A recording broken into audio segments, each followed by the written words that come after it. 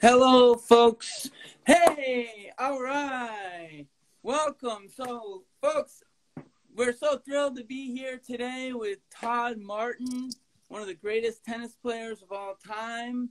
Todd, welcome. Thanks for joining us. How you doing? Good, Drew. How are you doing? I'm doing great. So excited to see you.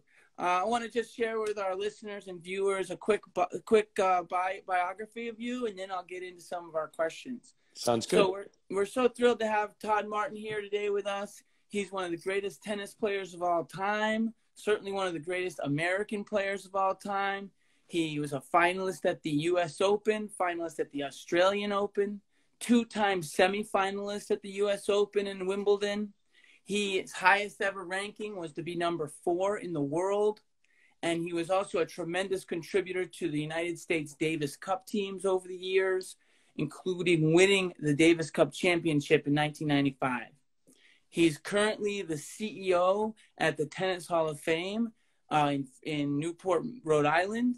And a special thank you to you, Todd. Over the years, he's been a great friend to Tenacity, hosting us on many different field trips and engaging with our students in ways that's been really, really productive and fun for everyone. So, Todd, thank you for the great support over the years. Thanks for being here today. How are you hanging in there in the midst of the coronavirus pandemic? How's life? Life is different. Life's different for all of us, and we're trying to figure out how to manage it both from a business standpoint at the Hall of Fame, but also all of our families working from home, trying to guide kids through online learning, and it's something else, but. I think the most amazing thing to me after traveling for forever, it seems, is to be in one place for a long period of time, have dinner with my family every night, and to know that my friends from Australia, England, Spain, wherever, are all doing the exact same thing. Everybody is facing the same challenge, and it'll hopefully be the only time for our society during our lifetimes that is the case, but it's a remarkable time. Yeah, there's an interesting feeling of like a global community that's kind of emerged in a very crazy and unfortunate circumstance. Yeah, but we're all going through it together in some ways. We are, and I think that global community is convening on Instagram Live. So. I hope so. Yeah, we're going to hopefully have a good crew here tuning in. So the theme of our conversations on Instagram Live is good to great. And the idea is that while we're not at work, while we're not necessarily at school, when we're not being able to be on the court, we're taking a little bit of a time to reflect on what it takes to make a big breakthrough in your performance. So I'd love it if you could just walk us through how you got started in tennis and how you got so good as a junior. Like, what were some of the things that enabled you to become a great player early in your tennis life? So probably the most important element of my childhood from a developmental standpoint was that my parents insisted that I be well-rounded. And so in spite of basketball being my first love, in spite of having a fondness for tennis right off the bat, I still played every other sport. I played more disorganized or unorganized sport than I did organized. I was always in the neighbor's driveway playing basketball or in the backyard playing football or whatever. And when I got to be a little bit older, when I was 10, my childhood coach was new to me, but he totally bought into my parents' mindset. And so it wasn't until I was probably about 14 that I started to focus on tennis, but I only still played 3 days a week until I went to college. And in the summer, I played much more than that, but that was just, I didn't have school to worry about. But for me, that foundation was really important, both because it helped me develop an athletic foundation that was more than just swinging a tennis racket and bending my knees to hit a low backhand and the such. It was how to control the body, how to be explosive, how to have balance and maintain posture in a number of different movements. But it also, and this is the most important thing, it preserved my passion for the sport. So had I played twice as much as I did in my childhood, I don't know if I would have loved the game anywhere near as much as I did when I was 34 and retired from playing. Right. Wow. And when did you make the decision to go pro? When did you how did it occur to you, and how did that process take place? So I was 20 years old. I had just finished my sophomore year in college, and ironically, I played my first ever ATP tournament as an amateur here at the Hall of Fame in Newport. And really, what year was that? That was 1990. That was 1990. Yes, I remember. I'm old, but I can still remember. Let me just. I think honestly, to be honest with you, I think I saw you play that day. You weren't alive in 1990. In 1990, I was 12 years old, Todd, and my dad brought me to that tournament, and we saw you play a long time ago. And you played on one of the outer courts, and you lit up this guy from Europe, and my dad was like, "Wow, that guy can play." Yep. So and lo and behold, here years later. Lo and behold. So I did. I played that summer on the tour as an amateur, and I did well. Eventually I got to the point where I felt like if I was competing, not successfully, but if I was competing well with guys like Andre Agassi, as when I was still only on a college regimen and not dedicating myself to the sport, I did feel like it was just time. And then it took me 3 years to get my feet on the ground and start having success as a professional. So I probably could have stayed and gotten my degree and probably still made the same course, but I don't regret the decision at all. And what was that transition like? We at Tenacity are able to go watch Harvard tennis play, and we see a lot of local college teams play. In fact, at the Tennis Hall of Fame, we've seen some great college tennis in the last few years, which has been just so fun, and talking to the players.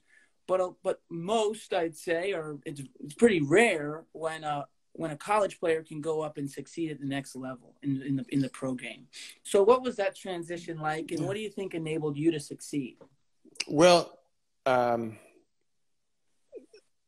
ton of things that happened early in my life laid that foundation. So if as long as we understand that everything comes back to a foundation that's laid, I think that's the best way to start. But from there, I had great guidance when I turned professional. Jose Higueras, who's one of the all-time great coaches of the world, I was assigned to his oversight by the USTA Player Development Program, and Jose's the godfather of our middle child. I mean, he's still I'm so close with him, and he taught me so much about the game. The easiest way for me to say it is he didn't perfect elements of my game. He broadened my game. So I was a very offensive minded player, one-dimensional, if you will, power, leverage, and come to the net when I turned professional. Jose taught me how to be a tennis player and really broaden my skill set to be able to understand how to play defense, strategize better. And that was really, really important for me. I was, the guys at this level, at the professional level, are just too good to for somebody to get away with just with being a one-trick pony. And my one trick was really good, but it wasn't going to be good enough to have the success that I aspired to have. And probably the one bit of advice I would have for anybody, and this definitely applied to me, was that I didn't have to get better. I didn't have to play. I didn't have to hit the ball harder. I didn't have to hit the ball closer to the lines. I didn't have to do any of that. I just had to do everything that I did already more consistently, and understand that there's no room for the roller coaster. So the broadening of the skill set, and not the perfecting of it, but the broadening of the skill set was really important. And then the understanding that this game is more about consistency. I still, to this day, could take a point off of Roger Federer, right? Not many, but if I did what I'm capable of doing, I would be able to take a point off of Roger Federer. Well, then logic tells me then I should be able to take 2 points off of him, and logic tells me I should be able to take 3 points off of him. Now, common sense tells me a whole lot of other things as well, and like, don't dream about it. But it's a matter of what I can't do now is I cannot maintain a level of excellence. I can play 1 point really well. I can't play 4 points in a row excellently, much less two sets. Yeah. So it's that ability to, it's the ability to maintain level, and that all comes back down to your heart and your head. Yeah. And so in learning a little bit more about your career, I think I've found that in 1993, you kind of experienced a lot of success, or maybe a breakthrough of sorts. And maybe that was a time when things were coming together. How did you facilitate? How did that happen? Was it sounds like from coaching, from your own effort? Did something change in your planning, or what was the stuff that brought forth that breakthrough? Well, I actually remember some moments where I felt pretty sorry for myself. You know, I'd been out on the tour for more than 2 years. I'd had modest success, but I did not feel like I was being successful. And success to me is sustaining a certain level that you're aspiring to. And then there were two things that were momentous for me. One was my agreement with my agent was running up. And I told him, I love the guy. He still is my agent to this day. And I told him, I said, listen, you know, you've done so much for me, but if you don't want to re-sign me, don't feel like you have to. I don't want pity. And he said, no, it's an investment. We've made an investment in you, and we want to see this investment through. And that gave me a little bit of peace of mind and some confidence that somebody else who I trusted was willing to continue to be supportive in spite of the lack of fruit that I was bearing for him and for his company. And then the other was this notion of impact from coaching. There is something that clicked, and it might have been just a sequence of good matches where I realized that I didn't do anything spectacularly well, but I was just consistent and played. I didn't play great matches. I played good matches, but I played good point after good point after good point after good point. And I started to realize with some other input from around me that the work that I had committed to doing with Jose, and it was hard work. I never worked harder than I did in those first several years under Jose's guidance. It had been working in spite of not having good success those first couple of years. It had been working, and it was, the puzzle pieces were just starting to fall into place. And then really the most important thing is I stopped feeling sorry for myself and said, this is the life I chose. Let's get after it. And so, like, if you can recall about that work, do you remember what a day was like when you were going through that ramping up process or trying to build consistency and broadening? What would be a given day in the life of that process? Drew, I spend every day trying to forget what that felt like. Indulge us here. We got people on the pathway up to that level. No, so indulge us as to what it takes. We're here trying to make So Jose told me early on, I mean, maybe in the first 6 months that I was there with him training in Palm Springs, California. But he told me, he said, listen, as hard as you're going to work to get there, you have to work harder to stay there. And that was not inspiring for me at the time because we were getting up at 6:30, 7 o'clock in the morning, getting some breakfast. We'd be in the gym by 8:15, 8:30 to start warming up and stretching out. On the court from 9 to 11, doing the highest intensity drilling that I had ever done. There was definitely skill development. There was definitely tactical learning and learning about the game. But it felt like Jose's singular purpose was to make us hurt, and we all hurt. And there was a large group of guys with us there. And then we'd take a 3-hour break, have stretch, have lunch, start the warm-up process again for the afternoon practice. At 2, we'd maybe even sneak like a 15-20-minute nap in because we were just beat to shreds. We'd hit the court from 2 to 4, maybe 2 to 4:30. Practice matches, various game playing. It was always linked to what we were doing in the morning. So it wasn't like we'd be working on hitting a slice backhand in the morning, and then the only thing we'd be working on in the afternoon was getting to the net. There was always purpose and connectivity between our training sessions. And then we'd hit the gym or the track after that. And so the actual work day was probably 8:30 to 5:30ish on a daily basis.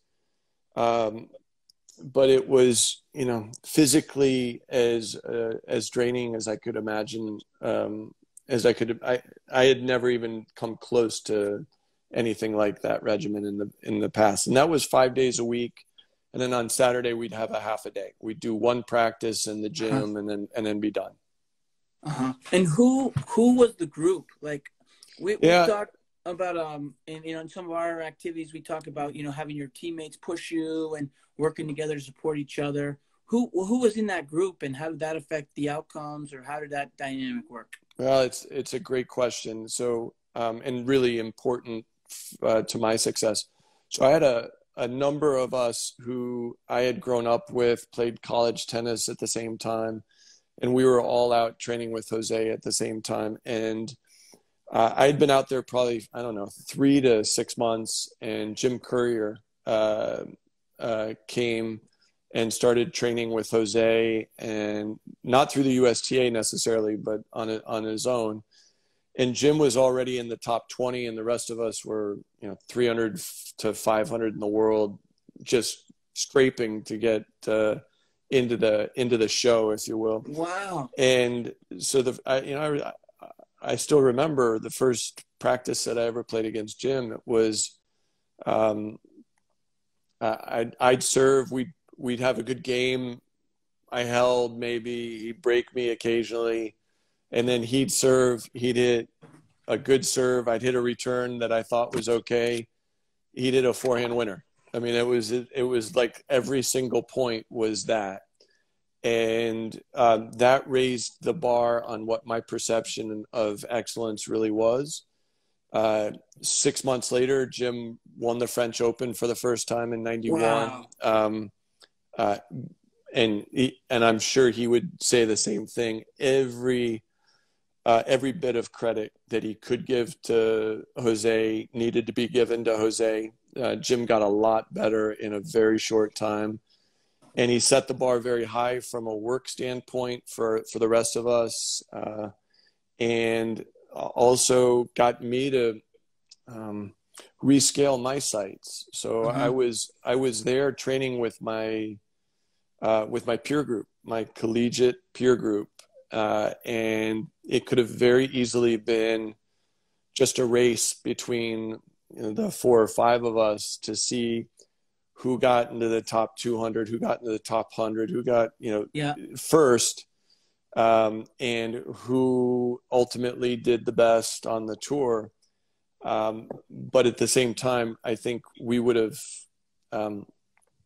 that would have minimized our potential. And so it was when I was training with Jim that I reset my sights. I purposely said, I can no longer judge myself against the barometer that are my former peer group from college. I have, if I want to be great, I have access to greatness. Jim Courier, the #1 player in the world now, is my training partner. I have to use that as my barometer. So it didn't matter if I went out and won a practice set 6-3 against somebody. If the next day Jim beat me 6-1, 6-2, I knew the truth. Yeah. Wow. So if you're up against that and maybe that was a bit of an awakening, do you remember what you did, to raise your level? I mean, it seems like a sink or swim moment. You're like, okay, this guy's ripping every win. He's ripping every ball by me. I guess I don't have it. Or I got to go for this. I do have it, and I got to bring it today. Like, what was that process like? How did you dig in and fight for that when it was on the line? Well, the first reaction is very natural. Well, I've got to play better. And at that, when I was 20 years old, 21 years old, my vision of playing better was hit the ball harder, hit the ball closer to the line. Yeah. And just, out hit somebody. Ultimately, what I realized was I needed to improve some skill. I needed to understand the game a little bit better. I needed to broaden what I could do when I wasn't in control of a point. I was very offensive. Jim was very offensive, and he was better at it than me. So I had to learn how to play some defense. And ultimately, it's the most important lesson I learned there was I just had no margin for error. I could afford no margin for error. Emotionally, mentally, my focus had to be spot on. My resiliency had to be absolutely at a maximum always, because I could do something well against Jim or Pete or Andre or whoever else. If they had the potential to do it better on that same moment. And I needed to understand that. And once I got there, frankly, I was, if you took my best point in college and you took my best point in the professional game, it wasn't much of a difference.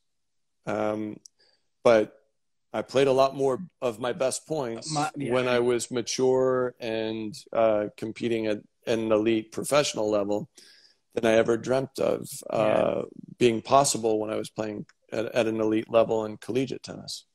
Wow. And so that kind of leads me into one of the other things I wanted to just ask about. Share a little, if you wouldn't mind, what it was like to play, I don't know, at the U.S. Open under the lights, or against these just, iconic figures of tennis in an era when American tennis is maybe one of our golden ages, with Sampras, with yourself, with Courier, with Agassi and Chang. And maybe reflect a little on that experience. That's just incredible thing for us to hear about. Yeah, so it was exhilarating to play against the best. It was exhilarating to play on center court at Wimbledon, or especially night matches at the U.S. Open. And it was, the nice thing about it was I didn't go from the park courts in Michigan where I grew up to the 23,000 seats at Arthur Ashe Stadium in a moment. Yeah. My progression, my development was so slow and steady that I played in front of mom and dad, and then I played in front of mom and dad and coach, and then I played in front of friends, and and ultimately, even at the professional level, I played in front of 20 people. When you came to watch me in Newport, you might have been one of About 20. Yeah, maybe 4. But slowly and surely that that exposure increases and allowed me to get more and more comfortable with the environment, to the point where when you walk out on the court, it's different. And when you're experiencing the highs, breaking serve at a critical point in a match, winning a set, winning a match, and you really can feed off of all those people who weren't, the 15 people who weren't rooting for Agassi when I was playing him. Right. And so that's the exhilaration element of it. But at the same time, I never set out to be a tennis player so that I could play professionally. I set out to be a tennis player because I loved to compete. I loved the game. And I felt like being on a tennis court and learning about this element of my life made me a better person. And I felt that same way in many ways throughout my career. There were times where I probably had better perspective on that than others, but really and truly it was, I remember more the gratifying personal experiences than I do what happened at 4-3 in the fourth set. Yeah. when Andre and I were playing. Just that stuff fades. The relationships don't. Right. And sounds like the satisfaction of getting through one of Jose's workouts in the early 90s has stuck with you.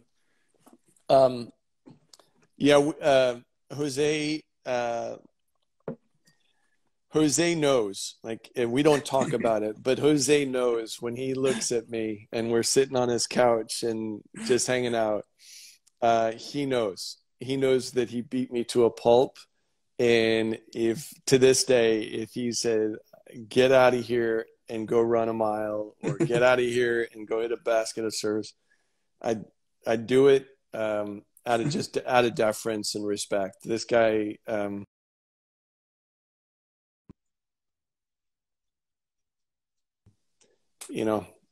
didn't know any better than to buy in. And Yeah. Thank God I wasn't any smarter, because it was the wisest thing I could have done. Wow, that's great. I mean, so kind of one of the things that we were talking about, like with a great mentor, with a great group of people around you, with a great work ethic and plan, a lot of incredible things happened, maybe that even exceeded your own expectations. Oh, for sure. I mean, my expectations when I turned pro were, I think I can make a few years of this, which would have satisfied me. If I played 2 or 3 years and realized, geez, I'm just not good enough, then I would have gone back to college, and I would have felt fulfilled. I would have been disappointed, but I would have felt fulfilled. Yeah. Because I did what I could. But the notion of expectations is fortunately something that was beaten out of me very early in life. We're not supposed to have expectations. We're supposed to have hopes and dreams, and we're supposed to have the discipline to chase those. Expectations can really get in the way of development, both like in a way where my expectations are too high, and I'm going to be disappointed if I don't get there. But also, if my expectations are too low, I'm just not going to be anywhere near as driven and so really the goal setting is really important, and and understanding that the only thing that I can expect is to control what I'm capable of, and what I put into it. Yeah.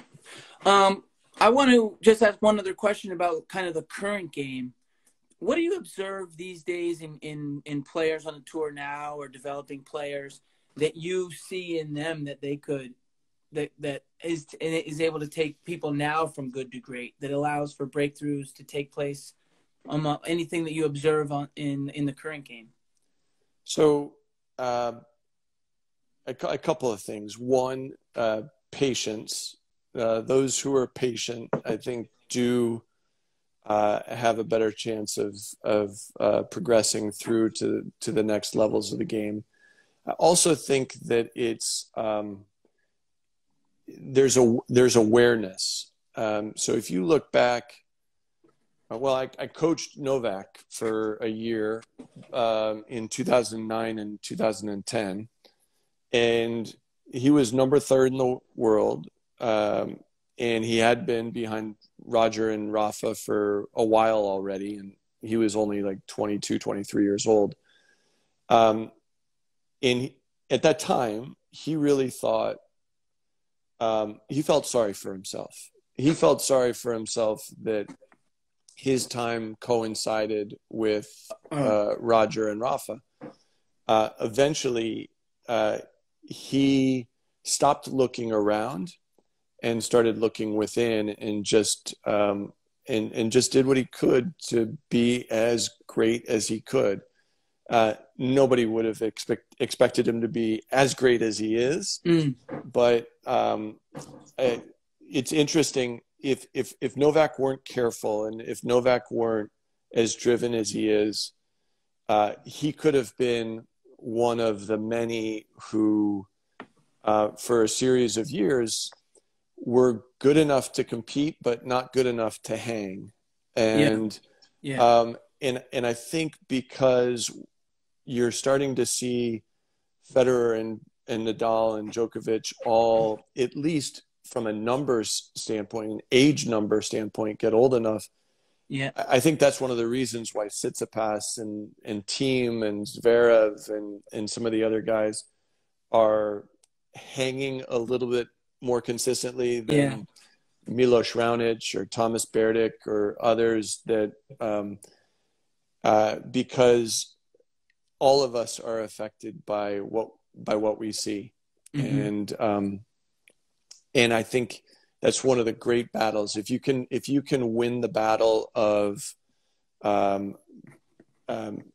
expectations and perceptions of others, then and you really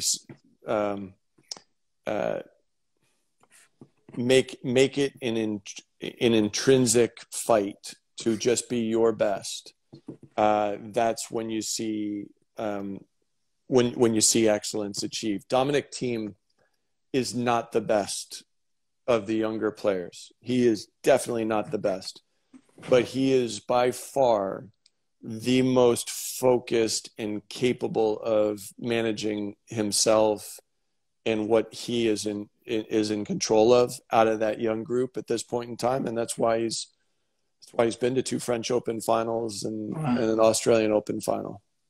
Wow, that's awesome, man. Thank you so much for that insight. I wanted to I usually end off our conversations with 10 kind of quick questions just to get to know you a little bit better. But before I do, if you can say it, I don't want to take up too much of your time, but what happened in Novak's mind? If you were there, or if you know him well enough to say, yeah, he went from feeling sorry for himself to something else, to be, like, as you say, being his own best, being his own personal, there's another coach I know who says, be your own GOAT, be your own greatest of all time. Yeah. What switched there? So it switched after we stopped working together. But from what I gathered from some of his team members is, he eventually took ownership. And Novak's life then, and probably still, is complex. I mean, he is the god of Serbia. I mean, the sun rises and sets on Novak in Serbia. And my message to him was he needed to be responsible for every relationship that he has, with his girlfriend, then now his wife, with his parents, with his team. And I think Novak is very obviously in control of everything in his life, and not in a domineering way. Yeah, right. But in a, you know what, I have responsibilities, and I'm going to live up to those responsibilities. And that's, that's what was necessary for him. And he obviously did it. I don't know how he did it, but he obviously did it. Yeah. Wow. Well, what an experience. Thanks so much for sharing. All right. So I have 10 quick questions, and then we'll just thank you so much for your time. So over the course of your career, your time playing tennis, what's been your favorite shot to hit? What's the most fun? The most fun is a slice backhand. A slice backhand? I love it. I absolutely love hitting a slice backhand. Okay. Why? So my best shot throughout my life was a two-handed backhand. But I went out and started working with Jose, and I realized, he started working with my backhand right away. He basically tied my left hand behind my back and said, you got to learn how to hit a slice in order to play. Wow. And then I got to the point where, you know what? There's a lot that I can do with my slice backhand that I can't with a two-handed backhand. And it still just feels nice. Oh, that's cool. My dad's going to love hearing that, because that's the only backhand he's got. So he'll be thrilled to hear that. All right. What's your favorite tournament to play? What's been the best, the most enjoyable, the one you like the most? So I'll give you two quick answers. The Stockholm Open was awesome. I loved being in Stockholm, the city, a historic tennis venue. But if I could hit a tennis ball one more time, it would be at Roland Garros in Paris. Really? Yeah. Wow. I thought you were going to say the U.S. Open and the Hall of Fame championships. No, the clay over in Roland Garros is perfect, and I never did great at the tournament, but it feels like tennis was meant to be played there. Wow, that's great. If you were to be working with a player and encourage that player to have one elite shot, one dominating shot, which shot would that be? I think the return. If I think everybody can figure out how to hold serve for the most part. Not everybody can figure out how to break serve. Got it. Nice. And who's a player on the tour right now that you root for, that you may know or watch, like their style, and you're kind of like, come on, man, male or female, whoever. Who's someone that you kind of like to see win?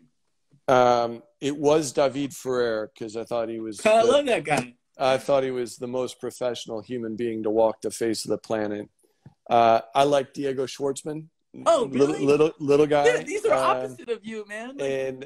And Dan Evans, also another little guy. I know him. Yeah. Very good slice backhand.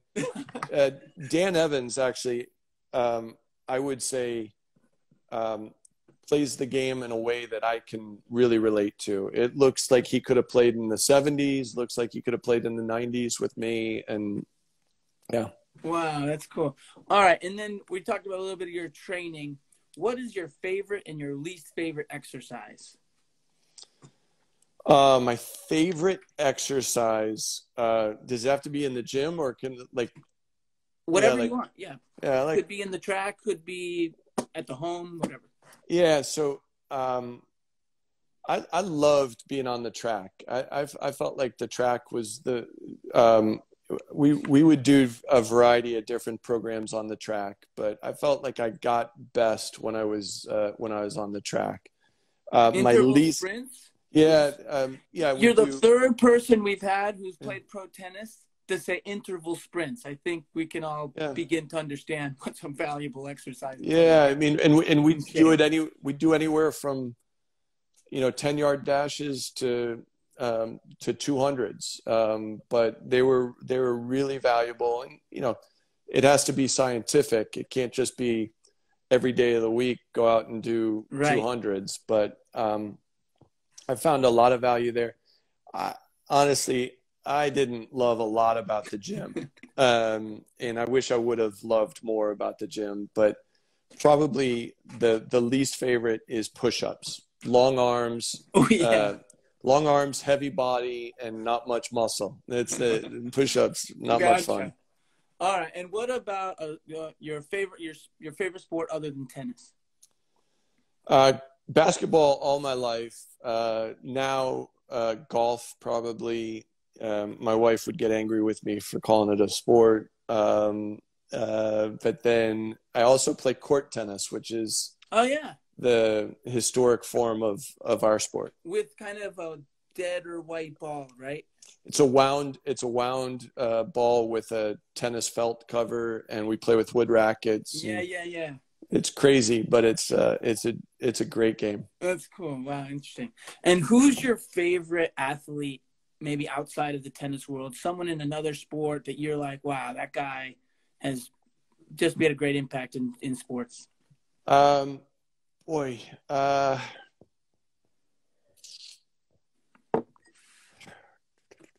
that's a tough one. You can throw a couple out here. Well, you know what? I root for Tiger Woods a lot, and I was. There are people probably who would have issue with that based on lifestyle Sure. and decisions of the past. But I love grace and I love redemption, and to see him sort of overcome the odds and persevere. I think that's it's a great story. It's a great story. And Steph Curry is a lot of fun to watch as well. For sure. We've talked to a couple of other folks in this series of conversations, and a couple of them have shared a slogan that they kind of go with. One of our coaches said, "Turn your frustration into motivation." Another of our coaches said, "Listen now, understand later." What's a slogan that you've used over your career? Well, I used to say to myself from early on. I had my coach had me put note cards on the mirror in my bathroom and in my locker at school, and it just said 3 words: "Play well now." And play well now. Like, it doesn't matter what just happened. It doesn't matter what's going to happen. Play well right now. This is the moment. And I'm not a big slogan guy. I probably would benefit from being a slogan guy, so I wouldn't have such long-winded answers to your questions. Happy to have you spend the time, man. This is terrific. Yeah. Thank you. Okay, a couple more. What is a goal that you're working towards right now? So right now, we are working towards a goal of figuring out how to make something out of this crisis that is the coronavirus pandemic. I still feel like a relatively inexperienced executive, only having been in this role for 6 years and having no previous experience. Trying to deal with this is a big challenge. Yeah, it's a big challenge to imagine how do we run a business this year that is obviously being disrupted like everybody else, but how do we learn how to survive this in the long term? The Hall of Fame's been around for 65 years. It's it's not a business that can go out of business. Right. But also, more important than any of that is, how do I lead a team of 50 staff members through this and be responsible for the organization, but also inspiring for them. Yeah. Wow. I think a lot of us are dealing with that challenge. So hopefully we can, share ideas and work together as a community. Last question is, what's the most satisfying win of your career? Of the long list of great wins, what's the one that sticks out as something you're really proud of? So in so many ways, I'm more proud of my losses than my wins. And that is it. That's classic coach material, man. Learn more for your wins and your losses. That's well, I feel like a couple of my matches, one of them was in Boston. Longwood? Yeah, against Pat Rafter. Yeah. I was really sick and wasn't certain I was going to be able to play. And then I ended up in a fifth set with them, and Pat won. It didn't hurt as bad, considering I really like Pat and he's a good friend. Yep. But I found that there was a perceived limitation that I had. I could only push so hard, or I could only withstand so much stress. I was only so tough. I was only so mature, and I exceeded all of those expectations or perceived limitations. Of course, I loved winning Davis Cup doubles in the finals in '95 with Pete. Yep. In Russia, but I don't know. I'm weird. Well, you're original thinker. I guess. That's for sure. I guess. Todd, thank you so much for your time today. This was just a fascinating conversation. You've got an incredible insight into the game, and as you've heard many times, you're an incredible ambassador to the sport, and our students and our whole community beyond our students will learn a lot from your insights. And we just really, really thank you for your time and appreciate you. And we look forward to connecting more through Tenacity and Tennis Hall of Fame in the future. And just really want to thank you so much this was a great conversation. We really appreciate it. Listen, Drew, I'm happy to do it anytime. You guys are doing great work. Tenacity, I visited Tenacity when there was like 20 kids at a park in 1999. I remember, I'm blessed to have been close to the organization over the years. Keep on doing the great work you're doing, and kids, best of luck, and be patient and be persistent. All right. Thank you so much again, Todd. Yeah. Have a great day. Stay safe, and we'll be connect again sometime soon. Thanks, Drew. Take care. All right. Thanks, guys. Bye.